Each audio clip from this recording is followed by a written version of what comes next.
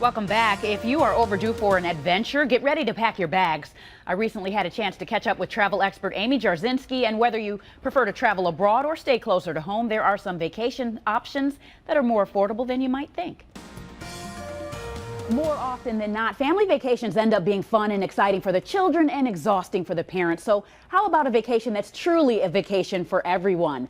Joining us by way of Skype from Mexico is Amy Jarzynski of JetsetterGypsy.com. Amy, good to have you on the show. Hi, thanks for having me, Theo. Good. So, you always have great deals in places that maybe people don't even know about. Let's start with the beach resort in Mexico. This is where you are right now, the Generations Riviera Maya.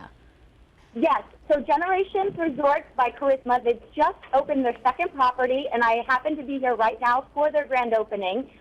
It's a fantastic family-friendly plan where they include great programs for the kids.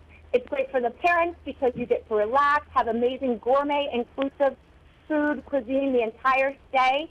And they really have perfected this kind of all butler, all nanny, all-inclusive concept. They're the first pioneers of that concept, which really give you, the parents, so much aid and help so that they can relax the entire time. They make sure that the kids are having a great time, and it's fun for all. Of course, in this beautiful setting as well.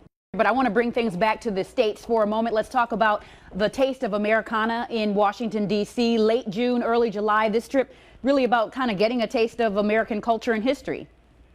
Absolutely. And what better place and what better time to do it with a Washington Monument, which is newly renovated after the earthquake that happened a few years ago. You can finally go back to the top. So I think it's going to be a huge draw for tourists this year. And right now also there's a huge movement of culinary experience. A lot of top American chefs are opening up restaurants there, as well as some great local chefs, Mike Isabella, Brian Voltaggio, and Jeff Black, a few of my personal favorites. So it's the perfect time. And it's great because the weather hasn't gotten too hot yet in June and early July, so you can still be walking around, sightseeing. If it does get a little hot in the afternoon, pop into a museum where it's air-conditioned and free. All of the Smithsonian museums are 100% free. And right now, actually, there's a bunch of deals for DC hotels on Trivago.com. I picked a couple of my favorites that are actually at $169 a night.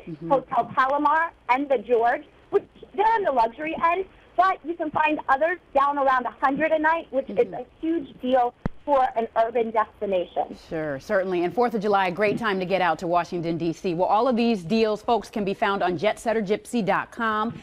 Amy, thank you for your time. Stick around in the second segment, Bermuda, Alaska, and a trip to the mountains in Asheville, North Carolina. And certainly a nice looking